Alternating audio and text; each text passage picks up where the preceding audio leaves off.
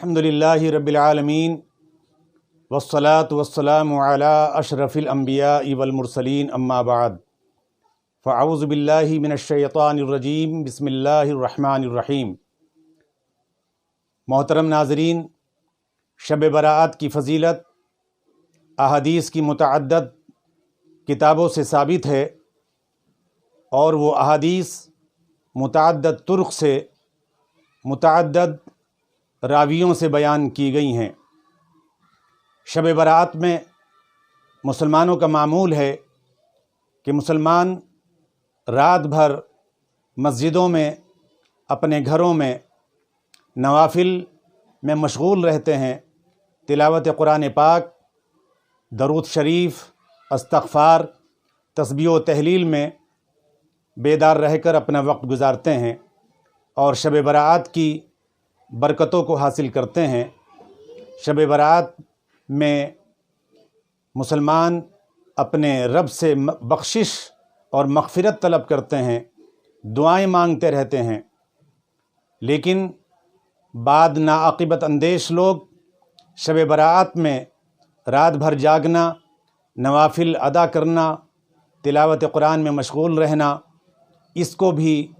بدعت شمار کرنے لگے ہیں۔ میں آج کی اس محفل میں مخالفین کی ہی کتابوں سے یہ ثابت کروں گا کہ شب برأت میں رات میں نوافل ادا کرنا اور تسبیح و تہلیل میں مصروف رہنا یہ عین ثواب کا کام ہے اور جائز اور درست ہے، مستحب ہے۔ جیسا کہ وہابیوں کے مشہور مناظر شیخ ثناء اللہ صاحب امرتسری اپنے فتاوی ثنائیہ کے جلد نمبر 1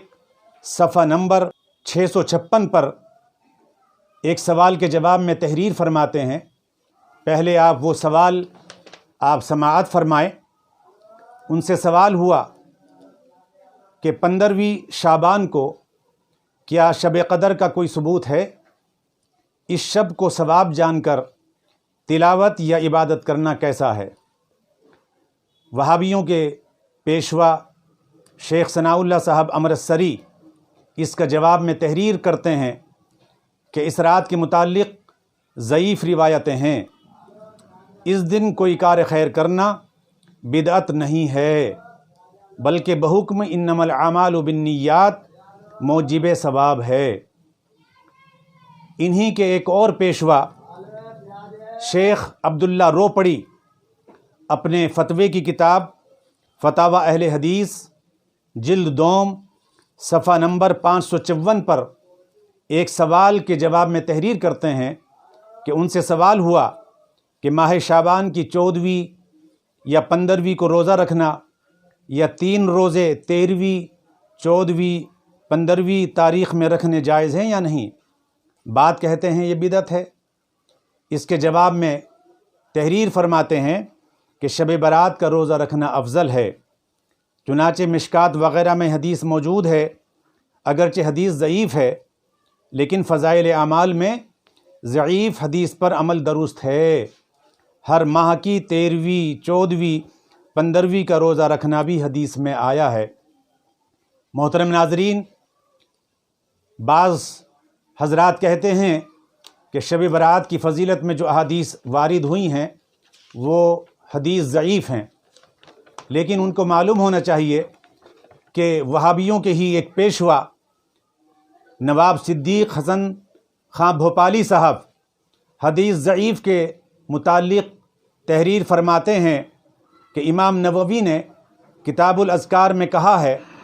کہ علماء اور محدثین اور فقہا نے کہا ہے کہ حدیث ضعیف پر عمل کرنا فضائل میں مستحب ہے،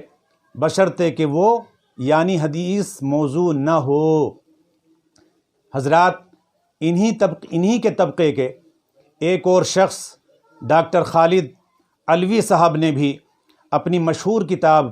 اصول الحدیث کے صفحہ نمبر 236 سے لے کر 288 تک فضائل اعمال میں ضعیف حدیث پر عمل کرنے کی بابت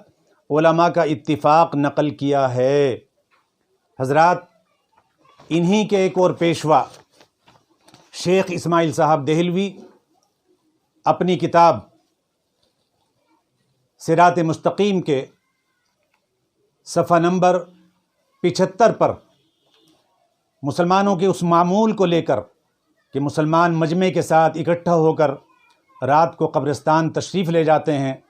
اور اپنے مرحومین کے ایصال ثواب کے لیے دعائیں کرتے ہیں، اپنے مرحومین کی قبروں کی زیارت کرتے ہیں، اس کے تعلق سے تحریر فرماتے ہیں کہ حضرت صلی اللہ علیہ وسلم شب براءت میں کسی کو اطلاع دینے اور جتلانے کے بغیر بقیع یعنی مدینہ شریف کا جو قبرستان ہے جنت البقیع، اس میں تشریف لے جاتے اور دعا کرتے، اور صحابہ میں سے کسی کو امر نہ فرماتے کہ اس رات قبروں پر جا کر دعا کرنی چاہیے، چہ جائے کہ آپ نے تاکید کی ہو۔ پس اگر اب کوئی شخص پیغمبر خدا صلی اللہ علیہ وسلم کی متابعت کے واسطے شب براءت کو صلحاء کا مجمع کر کے کسی مقبرے میں بہت ساری دعائیں کرے تو جناب کی مخالفت کے باعث اسے ملامت نہیں کر سکتے، یعنی جو اکٹھا ہو کر مجمع کے ساتھ قبروں پر جا کر ان کی زیارت کرتے ہیں، مرحومین کے لیے دعائیں کرتے ہیں، ان کو ملامت نہیں کر سکتے۔ حضرات، جبکہ شیخ اسماعیل صاحب دہلوی کا اس کو جناب کی مخالفت کہنا یہ خود ہی شریعت مطہرہ کے اصول کی مخالفت ہے۔ اللہ تبارک و تعالی مسلمانوں کو شب برات کی فضیلتوں کو حاصل کرنے کی توفیق عطا فرمائے، اس رات کی برکتوں سے، اس رات کی رحمتوں سے ہم سب کو مالا مال فرمائے، اور اس رات میں اللہ تبارک و تعالی تمام مسلمانوں کی بخشش و مغفرت فرمائے۔ وآخر دعوانا ان الحمد للہ رب العالمین۔